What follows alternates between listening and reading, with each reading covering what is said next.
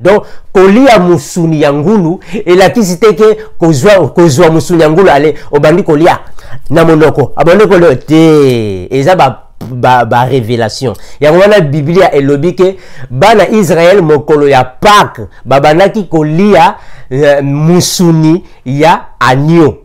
Musuni ya agneau, eza nango kaka préfiguration. Parce que to koki jamais koyebisa na ba frère na biso ke bolia ngulu te, mon frère. Est-ce que ngulu pe ekoki kokimisa mutu molimo mon centre?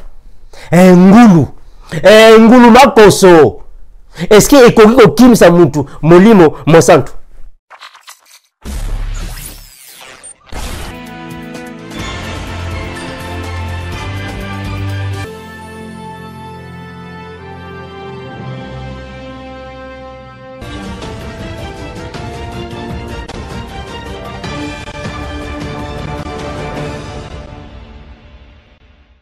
Bien-aimé dans le Seigneur, na pesi bino nyonso bambote na kombo na Yesu. Na pesi bino nyonso oyo bolingaka liloba ya Nzambe. Yango wana biso to yaka kapoto solola na bandeko na biso ya basi na mibali ba oyo bazali na soif ya koyeba liloba ya tata. Donc na ye poto solola sur sujet oyo batu ebele bazo benga frère Armando tozo partager. Ezali que est-ce que biso ba chrétien tokoki kolia misuni spécialement ou particulièrement misuni ya ngulu? Est-ce que ba chrétien bakoki kolia ngulu pour la kacha Biblia Nzambe apeki sa misuni? Est-ce que biso tokoki kolia yango? En plus, nous répondre à la question, il y a frère Paulino João Susana na Luanda a posé question à Lobi Boye. Frère Armando, mais tu yebi que la kacha Biblia Adam na Eve bazali kaka bango mibale babota ki pe kaka bana mibale Caïn na Abel. Maintenant moi si ya Caïn autaki wapi. Donc tu répondre à vidéo oyo pour Nzambe asunga biso tozalana pa connaissance. Mais premièrement, toko sambela na kombo na Yesu to bondeli. Merci Père éternel, je te remercie Seigneur Jésus, parce qu'il n'y a que toi qui es le maître de toutes choses. Tu as caché ta parole aux hommes intelligents et sages de ce monde, mais tu les as révélés à nous qui sommes des viles personnes. Nous qui sommes des personnes sans importance sur cette terre parce que nous sommes tes fils. Nous allons retourner vers toi. Merci Seigneur Jésus. Tu as donné les connaissances à tes enfants afin que nous puissions transmettre à nos frères. Moi je crois Seigneur Jésus-Christ que tu m'as toujours exaucé. Mais Seigneur Jésus-Christ, si je prie parce qu'il y a beaucoup de ceux qui ne connaissent pas ta parole. Il y a beaucoup de ceux qui ignorent ta parole. Il y a beaucoup de ceux qui confondent ta parole. Transmets, donne à eux aussi Seigneur Jésus-Christ les mêmes connaissances que tu donnes à tes serviteurs. Parce que Seigneur Jésus, tous ceux qui sont dans les cieux, sur la terre et sous la terre, s'agenouillent devant ta majesté. Toute langue confesse que tu es le maître de toutes choses. Et je crois fermement que c'est toi qui es le Père. C'est toi qui m'as engendré. Parce qu'il n'y a que toi, Seigneur Jésus-Christ, qui détient les clés du royaume des cieux. Je te remercie infiniment. Que ton nom puissant fortifie encore une fois de plus tes enfants en ton nom magnifique et précieux. Et en Jésus prié et je dis Amen. Lelo, tokolobela sur est-ce que biso bana nzambe ba chrétien tokoki kolia misuni? Est-ce que moi na nzambe akoki kolia misuni? Tokoki kolia ngulu ndenge kaka batu ba frère na ba sœur ya Congo Brazza balobaka ngulu makoso? Est-ce que tokoki kolia ngulu makoso? Ah, le long de toko répondre bibliquement ngulu makoso. Est-ce que tokoki kolia ye toté? Tozu Biblia na 2 Corinthiens chapitre 3 le verset 15 à 16. Le long na ko utiliser ba version mibale. Version ya Louise Segon na version ya Good News Translation. Na bandi na Good News Translations. 2 Corinthiens chapitre 15 le verset 16. Awanazana version ya Good News Translation. ezali version canadienne. 2 Corinthiens chapitre 3, le verset 15 à 16. Na tangi na kombo na Yesu Christo. Aujourd'hui encore, chaque fois qu'ils lisent les livres de Moïse, un voile est jeté sur leur intelligence. Dans lui second, un voile est jeté sur leur cœur. Ici, un voile est jeté sur leur intelligence. Mais comme il est écrit, lorsqu'on se tourne vers le Seigneur, le voile est enlevé. Dans la version lui second, le voile est ôté. Donc, Biblia ezolobake tangu batu bazana nu na ba livre ya Moïse. Tangu batu bazo ko se conformer nanu na ba livre ya Moïse. Tangu batu bazo tia nanu elikia na bango na Moïse. Voile ezana nu na mitema na bango. Mais voile ezali ignorance. Ezali aveuglement. Mais ozo tambola na nzela ozui elamba ozipi na misu. Est-ce que okomona? Emande konanga. Ata bino moko. Yo ozo tambola na nzela ozui elamba okangi na misu. Mais okomona ndengeni. Okomona te, il faut na le balongo la elamba wana kunende okomona puelele. Or kaka Yesu nde akoki kolongola elamba. Soki Yesu azati mutu mususu te, yango na tango Yesu akufaki na ikulusu, voile ya temple e pasuki na katikati. Yesu a pasoli temple. Eza na signification. Et là qu'est-ce que voile wana ezalaki nde kokanga batu intelligence. Il fallait que pasolango po batu ba mona puelele. Donc lelo toko expliquer misuni eza nini. Est-ce que biso ba chrétien tokoki kolia ngulu tote? Bande kome ngulu asali nini ya mabe oyo tokoki kolia yete? Asali nini? Genèse chapitre 9 le verset 4. Genèse chapitre 9 le verset 4. Biblia elobi boye na tangi na kombo na Yesu. Seulement, vous mangerez point de chair avec son âme. Nzambe azo pekisa awa Adona Eve. Bokolia musunite na makila na kati.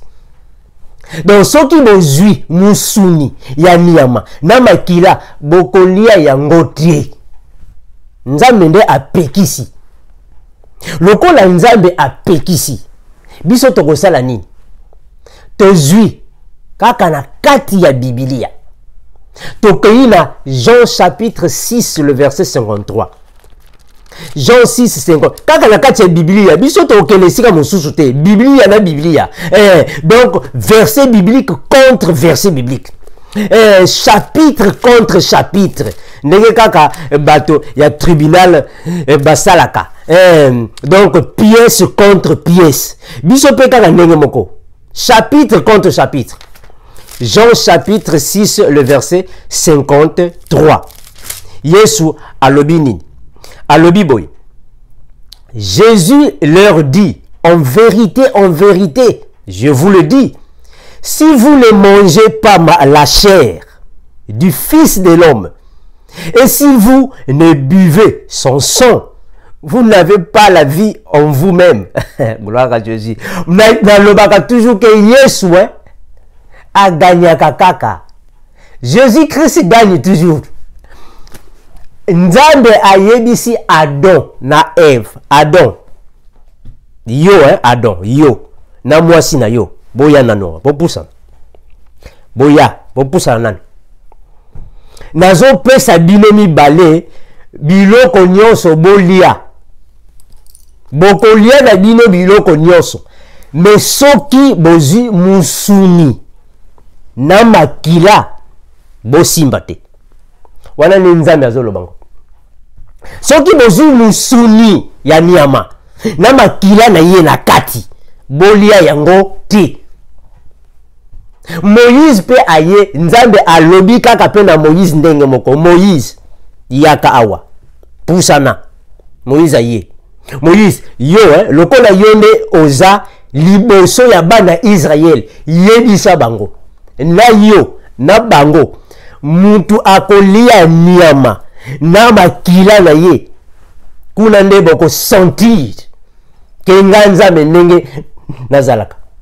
Oh, mais to ye awa na Biblia na Jean Yesu azolobake soki bolie musuni na ngai te, soki bomeli makila na ngai te, bokozala na bomoi te ya seko, bokokota lola te.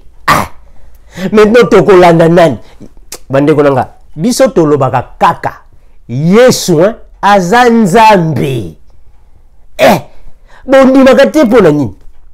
Donc kaka nzambe ye moko akoki kopesa permission, kaka pe ye moko akopekisa. Gloire à Jésus.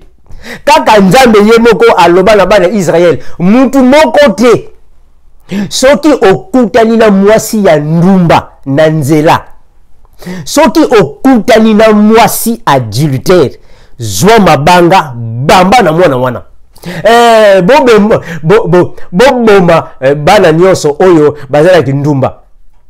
Me kaka nzambe ye moko azoloba lisusu na Ose yonde Ose oza prophète nanga kendo kozwela nga mwasi ya ndumba bala ye mema ye na ndako na yo tia ye zeni botisa ye bana. Me kaka ye moko nzambe apekisaki te. Ba pharisien bazui mwasi ya ndumba ba memi epa ya Yesu tala mwasi oyo to kangiye na paka juma mwasi oyo penza mwasi ya ndumba. Donc bakanga kiye na paka juma ya Israël. Gloire à Jésus. Bandeko nanga la Bible Biblia eza makambo ya révélation.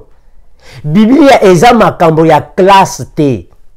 Eza teke non nga natanga na la Sorbonne naza déjà na doctorat na ko comprendre Biblia jamais.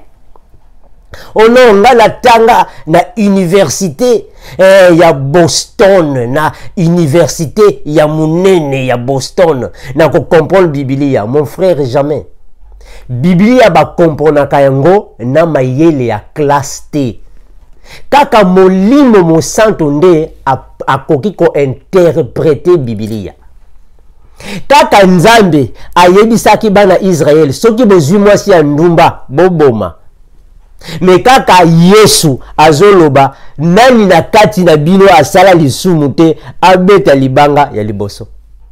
Donc kaka nzambe ye moko apesaka mibeku, kaka nzambe pe ye moko apesaka autorisation, kaka ye moko apesaka ordre, kaka ye moko apesaka interdiction. Yesu aza nzambe.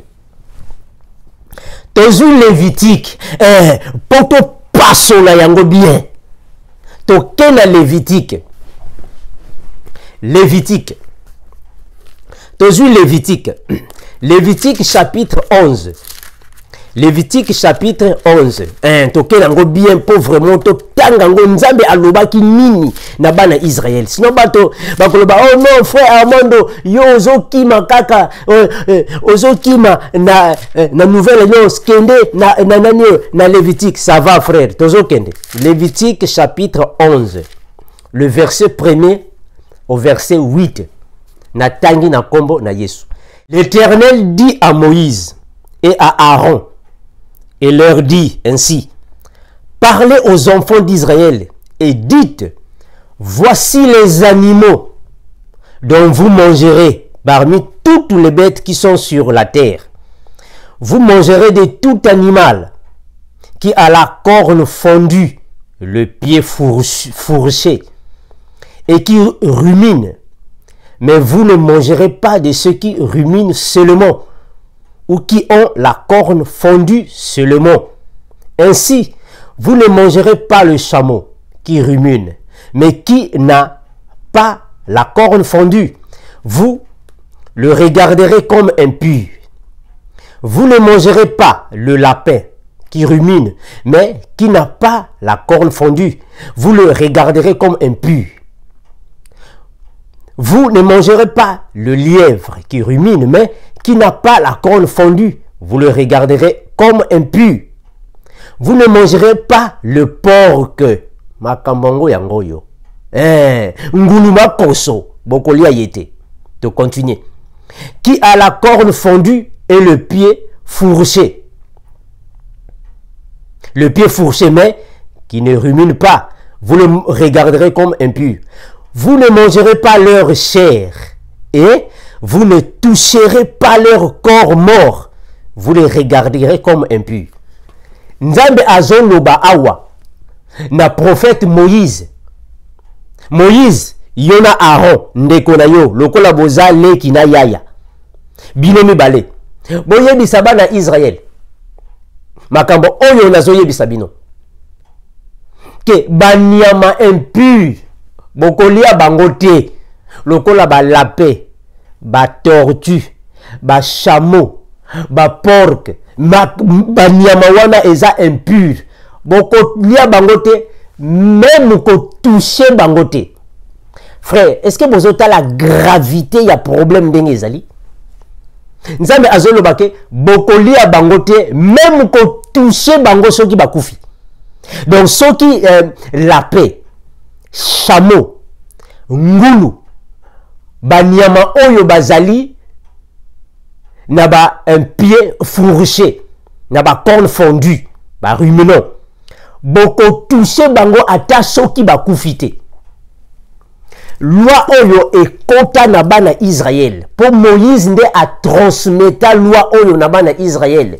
Mais tu comprendre que eza nango kaka ba ombre des choses à venir, mes frères. Biblia ezali makambo ya révélation. Bana Israël nyonso babandaki ko comprendre te même tango Yesu ayakaki ba Yesu tango akufi akei ndenge moko ba disciple ya Yesu pe bango pe ba comprenaki yango te babandaki kaka pe ko tambola na ba loi ya Moïse. Mais biso toye ko découvrir yango par rapport ya le Saint-Esprit. Gloire à Jésus. Parce que ezaka kasmolimo mo santu yende akoki ko panza parole. Po biso to mona makomi pouelele. Donc confirmer yango na Actes des Apôtres chapitre 9 le verset 17. Actes des Apôtres chapitre 9 le verset 17. Biblia elobi nini? Biblia elobi boye. Actes des Apôtres chapitre 9 le verset 17. Elobi boye. Actes 9. Actes des Apôtres chapitre prenons 10. Actes des Apôtres chapitre 10 le verset 9 à 17. Biblia elobi boye. Le lendemain, comme ils étaient en route et ils approchaient de la ville, Pierre, l'apôtre Pierre, monta sur le toit vers la 6e heure pour prier. Il eut faim et il voulut manger. Pendant qu'on lui préparait à manger, il tomba en extase. Et ça n'a pas serviteur, il y a Corneille.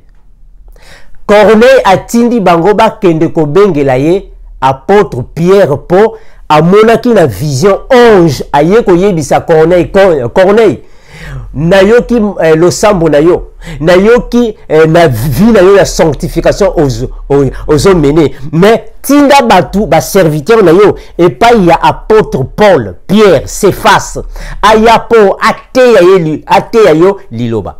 Tango ba serviteur ya Corneille, ba ke et pas ya Pierre. Pierre yé a matina na chambre haute. Bon, eza ba système israélien. Donc en fait, na premier étage. Tango a matina premier étage pour asala ba prière na ndenge asala ka ba prière. Assembly mingi ale ayoki nzala. Na nzala wana abandaki kozela ke biloko ya kolia ekoma prêt po akita akende kolia. Tango azozi la biloko ya kolia nzala attaqué ye akomi na nzala mbala moko akoti na molimo. Molimo mosantu ekangi ye. Akoti en extase. Donc molimo mosantu akoti en esprit. Nini et salami. Et salami que il vit le ciel ouvert. L'apôtre Pierre vit le ciel ouvert et un objet semblable à une grande nappe attachée par les quatre coins qui descendait et s'abaissait sur la terre, vers la terre, et où se trouvaient tous les quadrupèdes et les reptiles de la terre et les oiseaux du ciel. Et une voix lui dit: lève-toi, Pierre, tue et mange. Mais Pierre dit: non, Seigneur, car je n'ai jamais rien mangé de souillé, ni d'impur. Et pour la seconde fois, la voix lui fit encore entendre ce que lui dit. Dieu déclara pur. L'apôtre Pierre, tango akoti en extase, lokola azalaki na nzala, azalaki na posa akende kolia, abanaki kozelande biloko kolia ekoma prêt. Nzala ekangie mbala moko nzamba lakisi ye vision. Na vision wana amoni na ba quatre, au fait na ba quatre coins de la terre, on dirait ba fongoli nappe. Na likolo ya nappe wana amoni ba quatre quadrupèdes. Donc banyama oyo nzambe apekisaki Moïse na Lévitique chapitre 11 le verset 1 à 6. Banyama wana nzambe apekisaki banyama impur. Mongongo moko azoyebisa ye Pierre telema boma bango pe olia bango. Oh, Pierre alobi nete nzambe na koki kolia biloko oyo te po yo moko opekisaki yango. Na kolia yango ndenge nini? Ekosimba te po bazali banyama impur. Moyena lia bango ezate. Na koki kutu kosimba bango te po baza impur. Ah frère, tozo comprendre que Pierre, l'apôtre Pierre, azalaki nanu pe na katia ba enseignement ya Moïse. L'apôtre Pierre azalaki nanu te na ba enseignement ya christianisme. Parce que mutu oyo abimisi christianisme ezalinde l'apôtre Paul. L'apôtre Pierre yepe ayebaki nanu te christianisme. Donc kende malembe po créer ba confusion te. Tozo kende malembe po bato nyonso ba comprendre. Na continuer. Pierre a dit: non, Seigneur, car je n'ai jamais rien mangé de souillé, ni d'impur. Pour la seconde fois, se fit encore entendre: Pierre, lève-toi, mange. Oh, tu et mange. Ce que Dieu a déclaré pur, ne le regarde pas comme souillé. Cela arriva jusqu'à 3 fois, et aussitôt après, l'objet fut retiré dans le ciel. Tandis que Pierre ne savait en lui-même que penser du sens de la vision qu'il avait eue. Pierre, vision wana et bimelié 3 fois. Pierre azolobaka: non, Seigneur, na koki kolia yango te, eza souillé. Misuni oyo opekisaki na kolia yango te. Eza souillé, eza impur. Ce qui n'a lié à Nongape na komi muto masumu na koki te atakuto kosimba ngote. Vision po ebungi ekei. Ah, la propre Pierre a vendu, a se comprendre vision et il sous. Oh, 3 fois Pierre a se comprendre vision ti. Frère, yango wana tolobake liloba na nzambe oyo. Bayeba kango na mayele ya classe te. Biso nyonso tozalaka boye. Soki kaka vision ya nzambe na kati ya butu olamuki vision. Ozo comprendre vision ngote okobanda wapi, okosisa wapi, complication. Donc kaka molimo mosantu nde akoki ko interpréter vision ya nzambe. Pierre alamuki azo comprendre te, mais vision wana elakisi nini? Tandis que Pierre ne savait en lui-même que penser du sens de la vision qu'il avait eue. Voici, les hommes envoyés par Corneille s'étaient informés de la maison de Simon, se présentèrent à la porte et demandèrent à haute voix si c'était là que logeait Simon, surnommé Pierre. Et comme Pierre était en train de réfléchir sur la vision, donc Pierre a dû comprendre. Ah, gloire à Jésus. Pierre a comprendre quand mes visions. Non, a comprendre. Est-ce que nous monde dimension, mes frères? Mes soeurs, est-ce que nous comprendre dimension? Il y a l'apôtre Pierre. L'apôtre Pierre y est, Nzambe Yesu, alobaki Pierre. Tu es Simon Pierre, sur toi je bâtirai mon église. Donc, naïe. Yesu atikalaki église. Donc Yesu a joué église mobimba. Atiki yango na maboko na ye Pierre. Pierre mutu azalaki soki kaka azoleka na nzela. Kaka silhouette na ye ya pamba. Ezo bikisa ba malade. Donc Pierre soki mutu aza na milimo mabe. Pierre akosambela yote.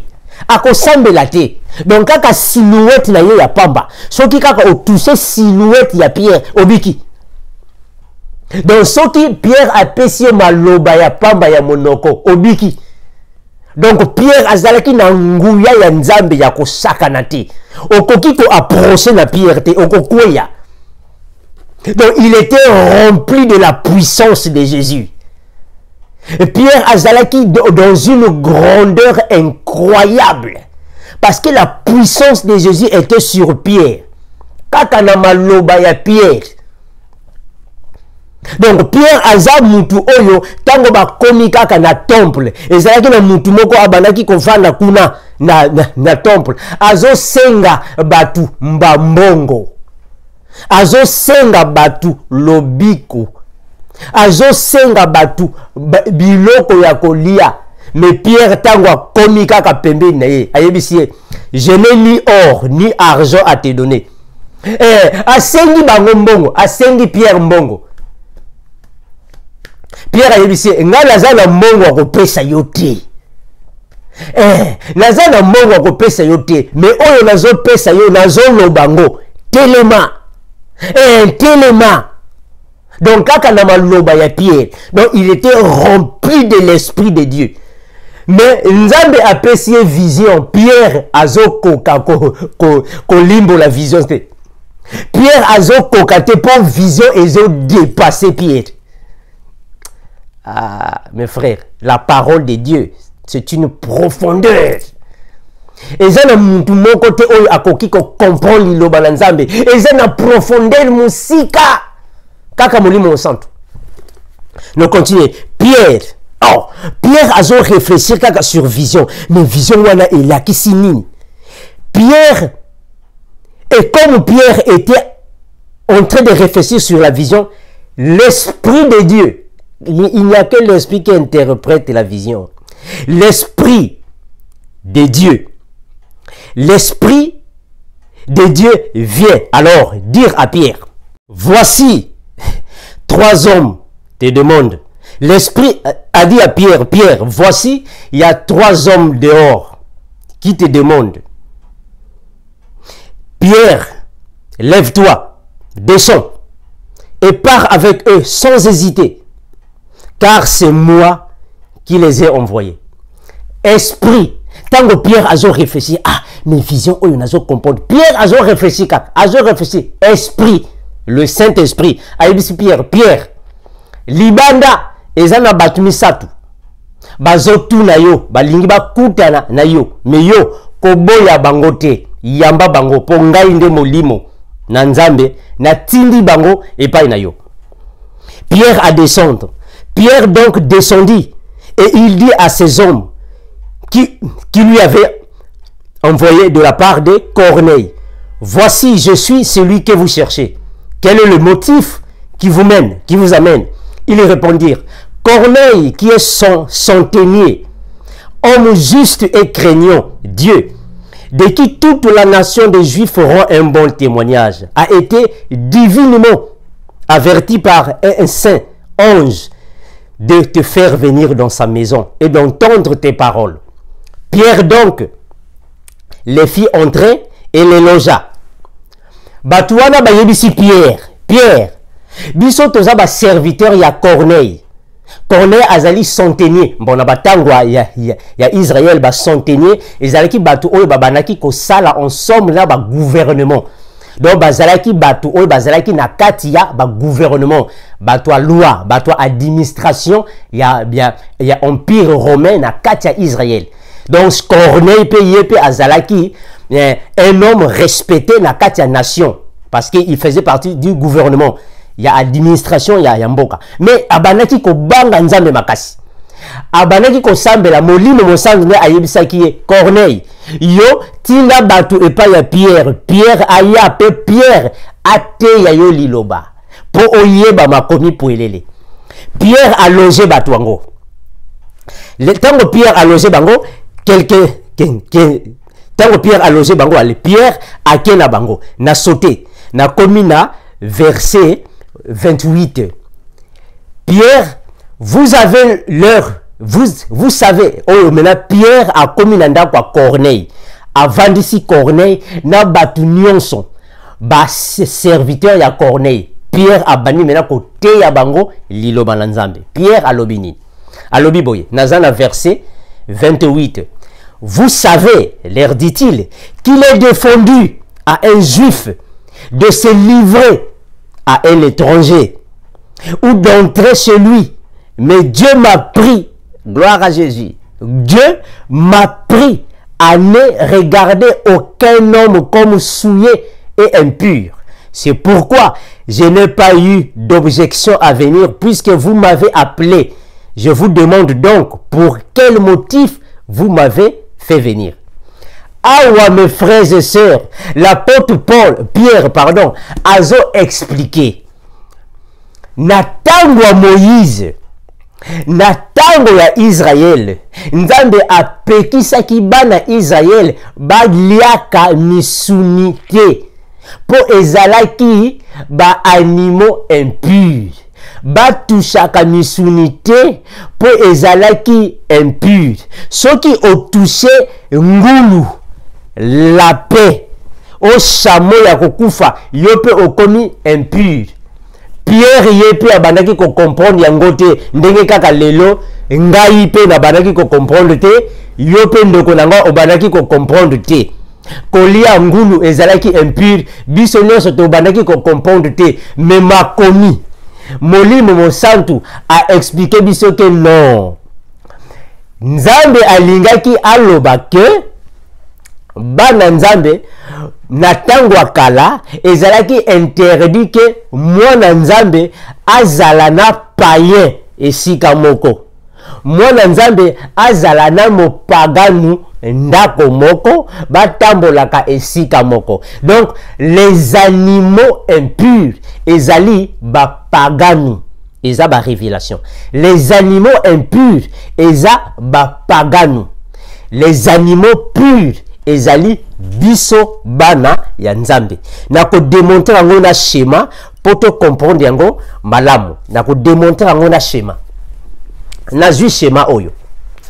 Nazui schéma oyo pour te comprendre yango malamu. Pour te comprendre yango malamu. Nazana schéma oyo. Schéma oyo frères et sœurs.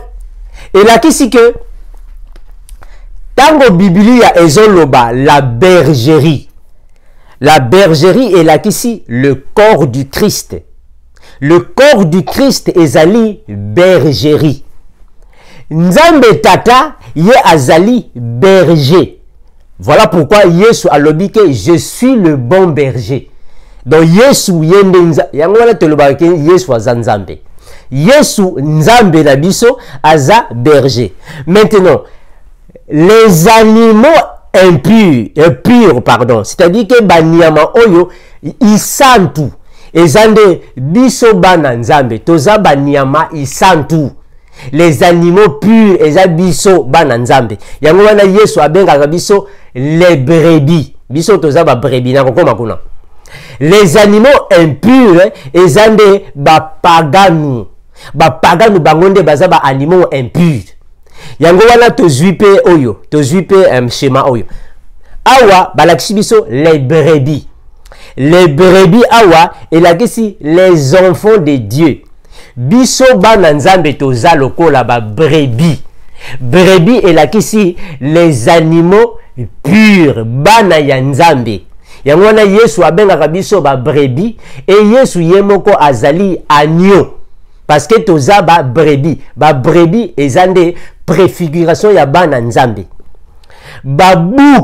Babouk yango oyo awa babouk ezande les enfants du diable bangonde baza babouk nyoso oyo ezala ngo kaka liloba ya nzambe eza ba préfiguration ezali ba révélation.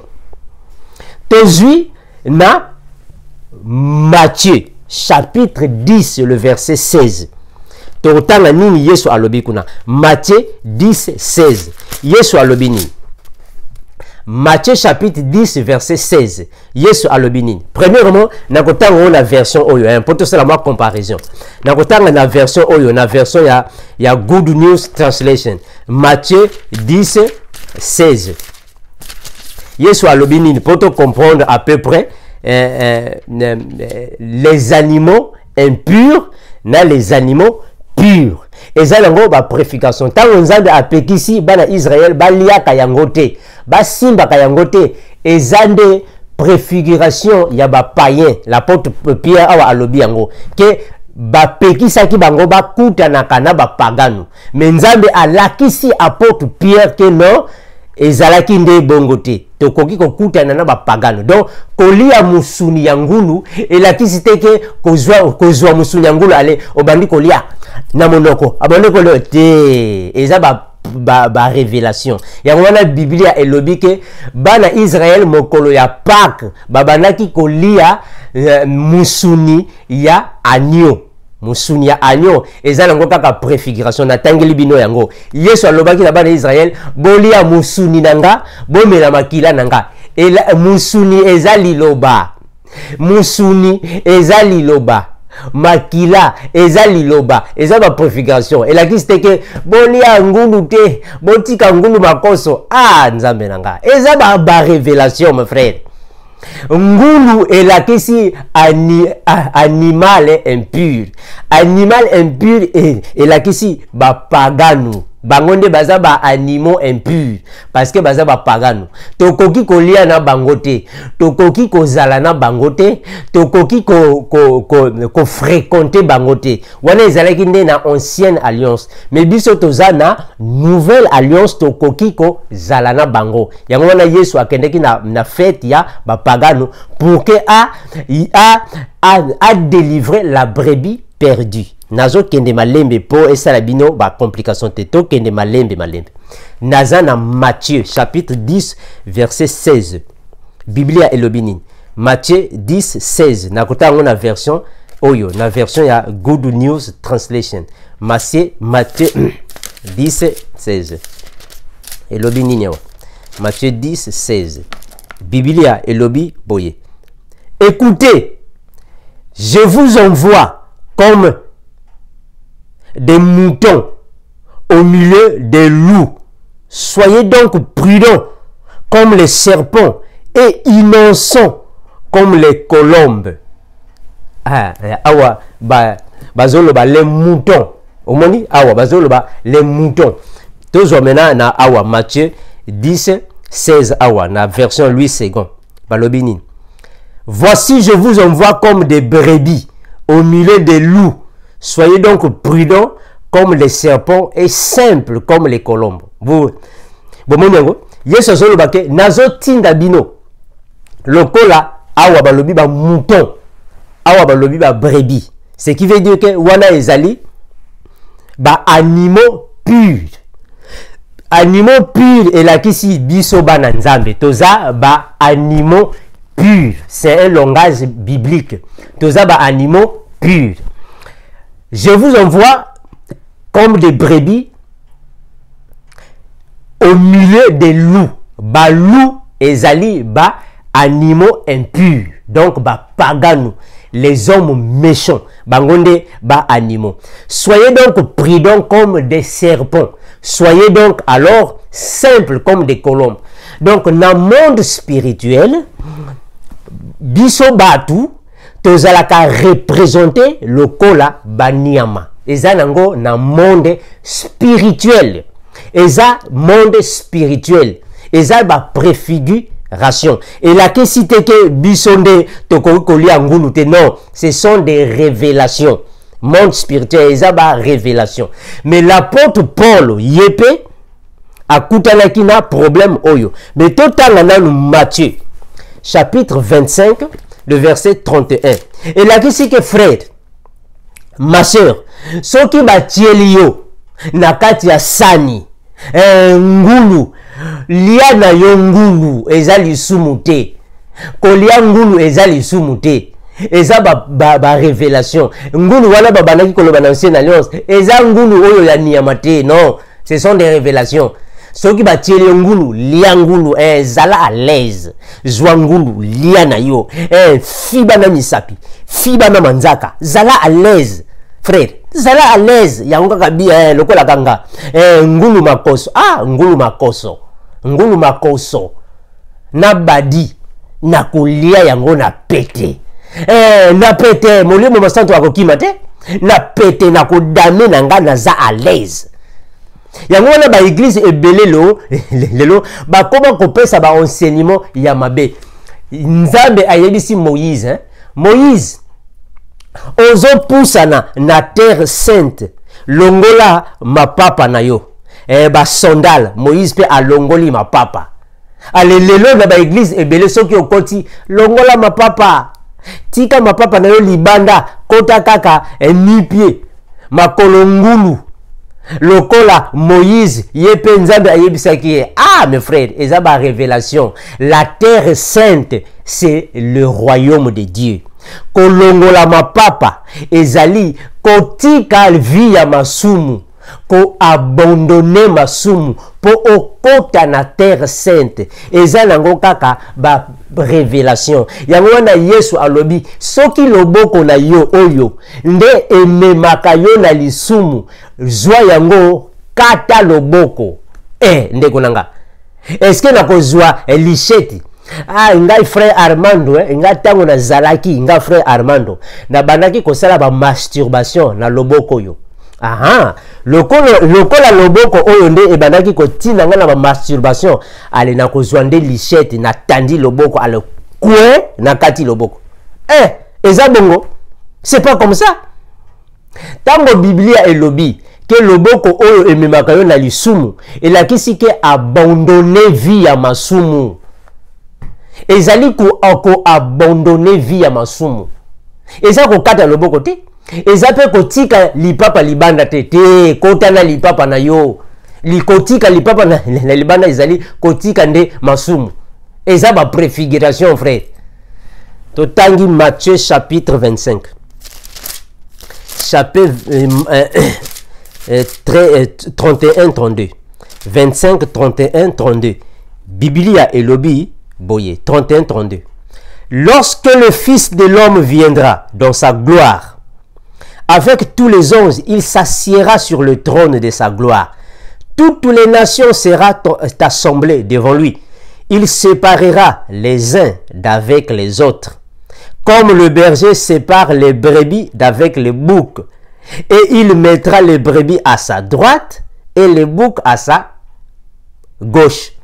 Yesu azoloba ngo awa bandeko nanga bomoni makambo ngo ezo yakaka. Yesu azoloba tango Yesu akoya na mokolo ya nkembo na ye akofanda na kiti ya kibotata na kiti ya nkembo na ba ange akozwa ba brebi akotia bango na loboko ya mobali akozwa ba buke akotia bango na loboko ya mwasi. Est-ce que ba brebi wana ezande ba brebi oyo ya ba nyama oyo bazalaka na Sénégal donc ba brebi oyo eza na Sénégal na Mali na Benin kuna na ba Cotonou soki tokochi na kati ba Sénégal kuna na Dakar donc ba brebi wana bango nde Yesu akozwa akotia bango na gauche pardon na droite. Allez, babouk akokende pe kaka na Mali na Benin azui kaka babouk banyama wana atie bango na gauche. Frère, la parole de Dieu est un problème de révélation. Ba brebis ezande biso batu, les animaux purs bana nzambe ba oyo bazana semence ya tata biso nde ba brebis la ba version mosusu ba lobi ba mouton ba bouc ezali nde bana ya satana. Donc tango Biblia ezoloba ke bolia misuni ya ngulu te, misuni ya ba nyama oyo ezali impurité, Biblia elingi kaka eloba ke bo fréquenter batu ya mabete, parce que na tango ya ancienne alliance ezalaki interdit pona bana Israël ba fréquentaka batu ya mabe, batu wana nde bazobenga bango ba animaux impurs. Biblia elobi yango ke la nature elle-même ne vous enseigne-t-elle pas? Bomonaka te soki mutu ake epa ya nganga, soki mutu ake epa ya nganga, nganga akoyebisa ye memela ngai taba ya mobali. Soki omemeli nganga ou magicien ou marabout taba ya mobali, elakisi ke ozopesa ye mutu taba wana eza mutu. Soki eza taba ya mobali, yebake ozopesa ye tata na yo, ou soit mobali na yo, ou soit leki na yo, ou soit noko na yo ya mobali ozopesa na nganga, parce que taba wana eza symbole ya mutu. Mais soki nanyo soki nganga alobi memela ngai taba ya mwasi, donc azosenga yo mama na yo, mobali na yo, to leki na yo ya mwasi. Donc dans le monde spirituel banyama ba préfiguraka batu eza batu. Donc tango nzambe azoyebisa bana Israël, tango nzambe azoyebisa Adam na Eve ke bokolia misuni na makila te, eza nango kaka préfiguration. Yesu nde aye alobi ke bokolia parce que eza liloba na ye. Nzambe alobi ke boko toucher banyama impurité, bo toucher bango te. Banyama impure ezande batwa masumu, tozala na bango te. Mena tango akala nzambe alobaki na bango nini? Tokotanga ngo na Psaume chapitre 1er, le verset 1er. Psaume chapitre 1, le verset 1. Biblia elobi boy. Heureux l'homme qui ne marche pas selon le conseil des méchants, qui ne s'arrête pas sur la voie des pécheurs, et qui ne s'assit pas en compagnie des moqueurs, mais qui trouve son plaisir dans la loi de l'Éternel, et qui la médite jour et nuit. Bomoni. Donc, oyo nde ezalaki nde loi oyo Moïse apesaki bana Israël. Nzambe nde apesaki bana Israël loi oyo. Donc okoki kotambola na bato ya masumu te, okoki kozalaka na bapaganu te, okoki kofréquentaka bato oyo baza na bizaleli ya mabe te, parce que bango baza bapaganu, bino boza ba impure, bo toucher bango te, bolia na bango te. Eza nango kaka ba préfiguration kaka ya Biblia. Donc biso bana nzambe tokoki na biso kolia, kodame, kotafuna, misuni. Zala à l'aise frère, zala à l'aise. Lia na yo misuni, zala à l'aise. Otoza à l'aise frère, lia misuni, oza à l'aise. Ngulu makoso, zala à l'aise. Totangeli bango Romains chapitre, 1 Corinthiens chapitre 10, le verset 25 à 30. 1 Corinthiens 10, 25 à 30. 1 Corinthiens 10, 25, 30. Biblia elobini, l'apôtre Paul a lobi boye. L'apôtre Paul yepe, ba posaki kaka question yango. Ba posaki na ba Corinthien, na ba frère ya Corinthien. Ba Corinthien, ba posé l'apôtre Paul, biso toza ba Corinthien. Toza nanu na mibeku ya Moïse. Est-ce que tokoki kolia ngulu tote? L'apôtre Paul a lobini, a lobi boye. 1 Corinthiens chapitre 10, le verset 25. L'apôtre Paul a lobi boye. Mangez de tout ce qui se vend au marché, sans vous enquérir de rien, par motif de conscience, car la terre est au Seigneur, et tout ce qu'elle renferme. Gloire à Jésus. L'apôtre Paul azoloba na ba Corinthiens, ba frère nanga ba Corinthiens. Bino boza ba sœur nanga ba Corinthienne. Bino biloko nyonso oyo batekaka na wenze. Bino bo somba, bo lia na bino, bo zala à l'aise. Bolia biloko nyonso oyo Nzambe akela eza malamu. Conscience na bino epese bino te bolia na bino bo dame yango bo zala l'aise bo tafu na misuni tozolo bango na ndenge ya batu. Je parle à la manière des hommes. Je parle comme les hommes parlent. Lokola kaka l'apôtre Paul alobaki, quand je suis avec les païens, je me comporte comme un païen. Mais quand je suis avec les circoncis, je me comporte comme un circoncis. Voilà. Donc, tant que te la Biblia, surtout na batu oyo, ba kote la biso na kati ya lingomba. Bato oyo bakota na kati ya saine doctrine na mateya na bango ya kotengama. Biso il faut to loba na bango. Il faut to teya bango na ndenge na bango ya mukili. Parce que tu coquilles jamais qu'on y ait dit ça na ba frère na biso ke bolia ngulu te mon frère. Est-ce que ngulu pe eko kokimi sa mutu molimo mon centre? Ngulu. Ngulu makoso. Est-ce que eko kokimi sa mutu molimo mon centre? Et l'apôtre Paul a quel mosika, ce qui te suit verset 27. Tout le monde apôtre Paul a le Bible, dans verset 27. Si un non-croyant vous invite et que vous vouliez aller manger de tout ce qu'on vous présentera, sans vous enquérir de rien par motif de conscience. Donc l'apôtre Paul awa azoloba jusqu'à ce que, même si un non-croyant, mo paganu, abengi sibino na ndako na ye, et que bozana confiance na mutu wana, boyebani na mutu wana, olingi okende, nyonso oyo akopesa yo, lia na yo zala à l'aise. Voilà, donc nyonso wana ezana ngo kaka, ba révélation ya liloba nanzambe. Biso toza libre ya kolia oyo tolingi. Ezana ngo lisumu te. Maintenant, l'équipe la question, il y a frère Nabiso, Paulino Zouan, Susanna, a posé question en portugais. Mais tu vas expliquer en kaka na lingala. Tolanda. Boa noite, meu irmão Armando. Olha, vi uma questão que muita gente estava se... Mas todos nós, né, tínhamos uma dificuldade de entender.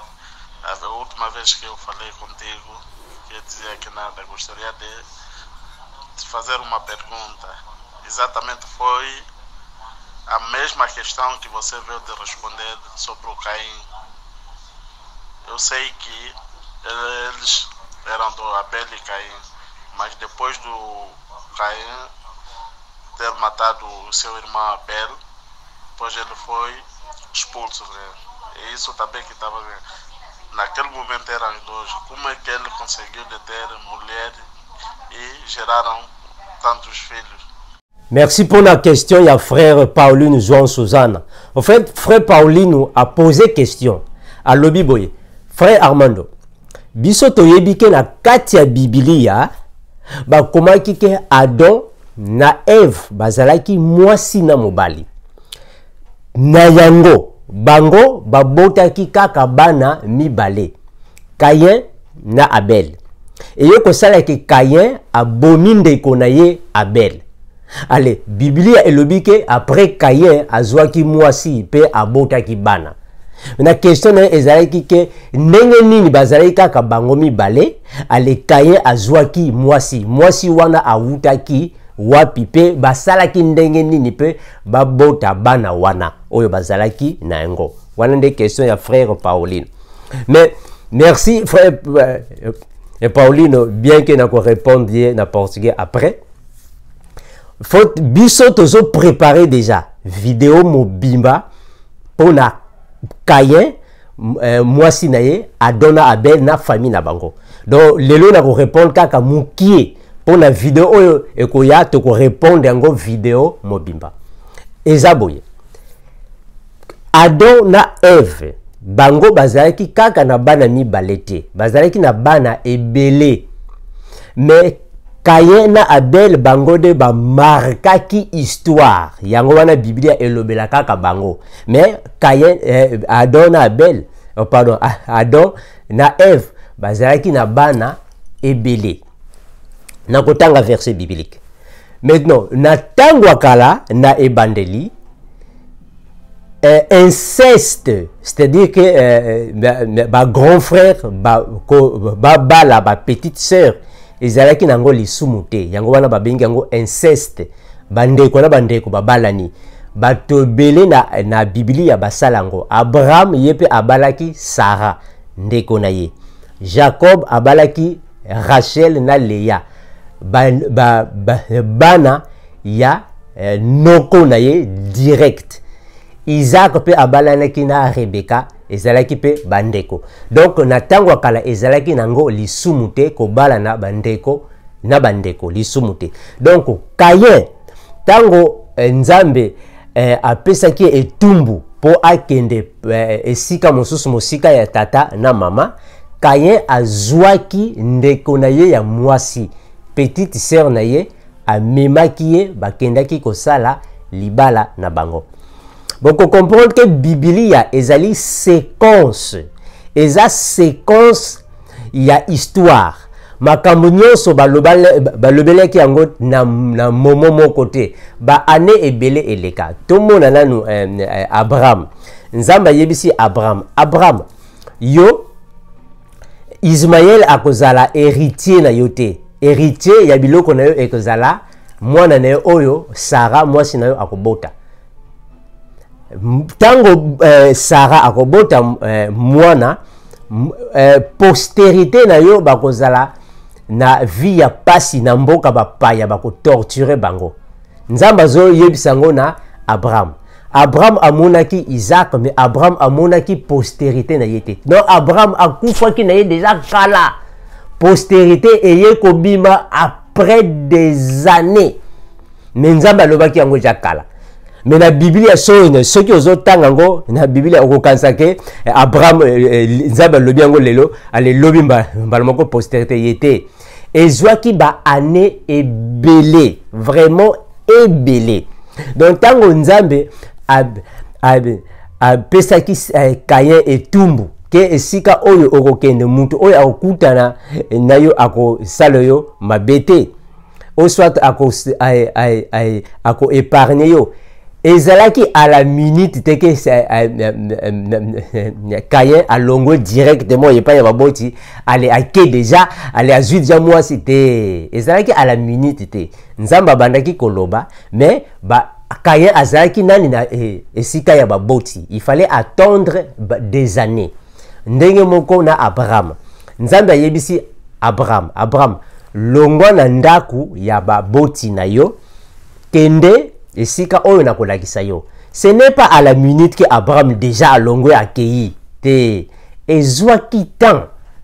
Il fallait ezwa temps azela nanu.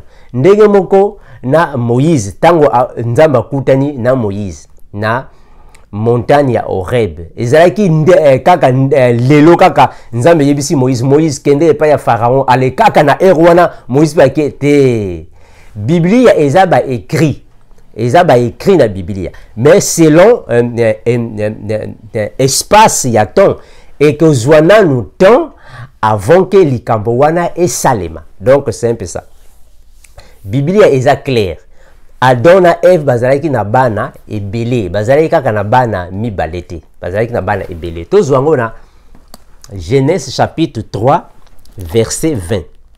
Genèse 3 20 nakotango na version oyo nde version ya Good News Translation. Genèse chapitre 3 le verset 20. Biblia elobi nini? Genèse 3 20 Biblia elobi boye. L'homme, Adam, nomma sa femme Ève, c'est-à-dire vie. Ève signifie vie, car elle est la mère de tous les vivants. Omoni? Awa Biblia ezolobake, Ève, yende azalaki mama ya ba vivant nyonso. Donc ba humain nyonso, batu nyonso ya mukili. Biso nyonso to bima na Ève. Ève nde mama na biso nyonso.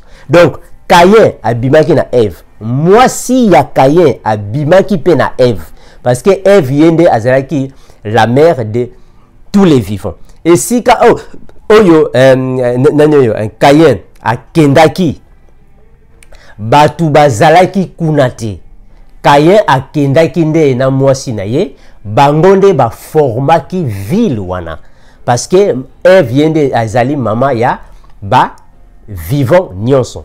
Tozwa Genèse chapitre 5. Genèse 5 4. Genèse 5 4. Biblia et le Biboye. Genèse 5 4. Et le Biboye. Ou soit to banana Genèse 5 3 4. Et le Biboye. À l'âge de 130 ans, Adam eut un fils qui lui ressemblait tout à fait. Il l'appela Seth.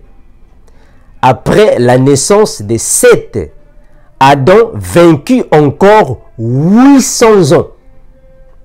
Il eut des filles et des fils. Après avoir vécu, il mourut. Est-ce que vous avez ndenge ezali? Donc ndenge Biblia ezo loba awa azo pesa ba année ba âge ya Adam na bandeli yango. Tango Adam akomaki na 130 ans aboti 7. Awa aza na 130 ans aboti 7 na 130 ans. Ce qui veut dire que avant 130 ans abotaki déjà Adam Caïn na Abel. Abotaki bango déjà avant 130 ans. Tango akomi na 130 ans abotinde 7. On continue. Abotinde 7. 7 de wanande azalaki na ressemblance ya tata na ye. Ndenge moko na Adam. Bon, et ça les makanango na ba famille ebele tata na mwana par ressemblance. Si vous wana ezanango étrangeté. Maintenant, après la naissance de Seth, Adam vainquit encore 800 ans. Donc, tango Adam aboti Caïn, après Caïn, Abel, après Abel aboti Seth. Adam avalaki les sous 800 ans. Azo vivre dans 800 ans. Et aboti les sous basi namibali pendant 800 ans wana. Pendant 800 ans. Aboti basi namibali. Et ye akufi na 930 ans. Est-ce que vous monique Adam a koufaki na 930 ans? Donc à salaki presque 1000 ans, presque millénium. Donc à salaki 930 ans. Abotaki bana ya mibali na ya basi. Parmi bana wana bana mibali babandaki kozwa kaka bandeko na bango ya basi po babala bango. Parce que ya salaki 930 ans abotaki bana ebele. Donc ezalaki kaka bana ezalaki kaka Caïn na Abel te abotaki bana ebele. Mais toko sala vidéo kuna toko expliquer yango en long et en large. Merci. Je remercie na batu nyonso oyo balingaka liloba oyo balandaka bamateya oyo nzambe apesaka biso pe to publier yango na ba réseaux sociaux. Merci et bien des choses à toute la famille chrétienne.